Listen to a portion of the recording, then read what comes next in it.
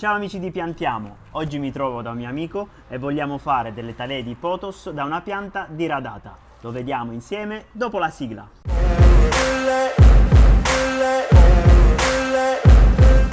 Ciao amici di Piantiamo, come vi dicevo, oggi andremo a creare delle talee di pothos da una pianta diradata insieme ad Alessandro. Alessandro, allora, come possiamo iniziare a fare questa talia di pothos? Prima di tutto questa è una pianta, come appunto ti dicevo Leo, che comunque da un po' di anni sembra un po' diradata, un po' vecchiotta, insomma anche dallo stelo si vede un po' che inizia a seccare. Stavo pensando appunto di fare talee. Di solito io le talee che faccio da queste piante taglio il ramo ogni 5 cm. Ok.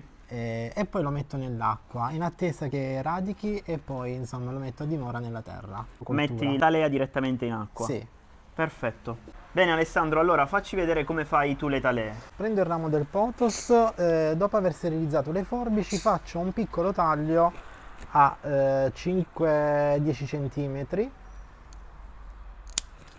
ed ecco la mia prima talea che metto a dimora nell'acqua in attesa della radicazione. Subito dopo prendo l'altro rametto restante e faccio un taglio a 10 cm e anch'esso lo metto nell'acqua in attesa anche di questo e via via faccio con ogni ramo questo procedimento. Continuo a tagliare altre talee. Quanti anni più o meno ha questa piantina? Questa piantina io l'ho acquistata nel 2017, ha raggiunto una lunghezza di quasi 3 metri perché l'ho avuta sempre appesa in zone alte. E l'hai mai tagliata? No, mai, questa è la prima volta. Con tutte queste talee si può ricavare, si può fare una bella pianta. Poi quando è rimasto questa parte qui della pianta, cercherò di farla, vedi, qui ci sono piccole vegetazioni che potrebbero uscire fuori. Adesso togliendo la parte finale della pianta e lasciando la parte iniziale, potrebbe comunque rinforzarsi la pianta originale, la pianta madre. E quindi lascio questa parte qui così lunga. Come puoi notare Leo, in questo vaso c'è abbastanza spazio da mettere a dimora altre piccole piantine. Io di solito in altre piante ho fatto questo sistema, poi quando saranno uscite fuori le radici metterò a dimora nella stessa pianta altre piante per avere una parte iniziale voluminosa. Ovviamente cercherò di cambiare anche la terra, di rinnovarla e di concimarla, insomma. Ma potremmo metterle direttamente nel terriccio? Potremmo metterle direttamente nel terriccio, ma io personalmente preferisco l'idrocoltura, poiché comunque la terra dovrebbe stare sempre bagnata, umida. E insomma i giorni che noi siamo impegnati con il lavoro o altro potremmo dimenticarci la pianta e fare in modo che non attecchisca. Quindi è sempre per me, io mi trovo bene a fare la coltivazione in idrocoltura. Voglio dirvi che Alessandro, oltre a essere un amante delle piante come me, è anche un artista. Adesso voglio mostrarvi qualche suo quadro. Ne vedrete di belle. Allora Alessandro, il primo quadro che voglio mostrare è questo qui. Ha un nome particolare questo quadro? La zingara. La zingara. Vabbè, io comunque Leo devi sapere, io te l'ho detto, adesso lo diciamo agli amici di Piantiamo, visto che è uscito fuori il discorso, io dipingo stati d'animo. Stati d'animo riesco a metterli su tela. Posso mostrare il tuo prossimo quadro? Certo, uomini soli. Alla fine siamo tutti soli nella vita. Ci può essere l'amore che arriva, ma l'amore che va. Questo è un quadro che mi piace particolarmente, forse per i suoi colori, c'è il verde che io amo e il rosso che spezza un casino. Il prossimo tuo quadro che voglio mostrare è questo qui, bellissimo. La fortuna, la dea bendata, tutti noi in attesa di una grande fortuna, Leo. Ale, invece per quanto riguarda un tuo quadro in lavorazione, è possibile mostrarcelo, fare qualche spoiler? Sì, però possiamo fare lo spoiler, però non rende tanto perché comunque manca la parte importante di questo quadro. In realtà questo quadro è ispirato alle donne, a una popolazione africana, le donne giraffa. Non so, in uno dei tanti miei viaggi fatti questa popolazione mi ha ispirato a metterlo su tela.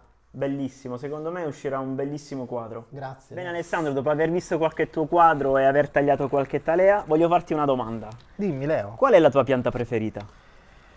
La mia pianta preferita Lo so, è una difficile domanda. È Leo, una difficile domanda. mi posso astenere? No, non puoi... O magari, dai, facciamo una top 3. 3 piante. Ci asteniamo, ragazzi. Dai, 3 è meglio piante. astenerci. 3 piante, dai. 3 piante. Allora, la mia... Diciamo, allora, non vi dirò il primo posto, vi dirò il secondo e il terzo posto. Il secondo posto è appunto, oddio, non mi viene... La Sansevieria. Il secondo posto è la Sansevieria, perché comunque questa è una pianta che veramente non ha bisogno di niente, indistruttibile. Ne ho una da quando ero universitario, Leo. E lì da anni, forse lo avrò annaffiata 3 volte in tutta questa vita. Il segreto per questa pianta è non dargli Bella, l'acqua, Leo. innaffiarla il giusto. È veramente bella la Sì, Sansevieria. il terriccio deve essere sempre secco.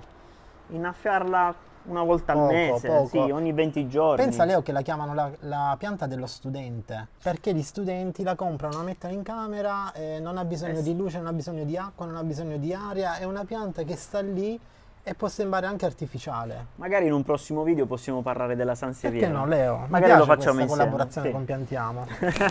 Non ci hai raccontato la tua terza pianta. La mia terza pianta è questa pianta qui. Ecco, Leo. Digli. Sai come si chiama?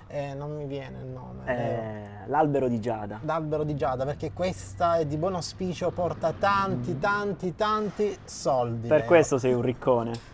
Insomma, diciamo, me la so cavare. Non te la sai dai. cavare. E la tua prima pianta? Non si può dire. Va bene. È che comunque sta in un vasetto che sta crescendo da sola. Manteniamo bella. il segreto, dai. Bene amici, insieme ad Alessandro abbiamo creato queste talee di pothos messe all'interno dell'acqua. Tra un paio di settimane inizieranno a spuntare le prime radici e tra un paio di mesi le metteremo all'interno del terriccio, in modo tale da riempire il vaso. Il video termina qui, mi raccomando non dimenticatevi di iscrivervi al canale e se il video vi è stato utile lasciate un like. Ciao amici di Piantiamo, per me Leo è stato un piacere condividere con te questa esperienza. Che dire, alla prossima! Facciamo anche un saluto a Ciro. Ciao Ciro, è il mio pappagallino. Chiamalo. Eccolo. Ciro.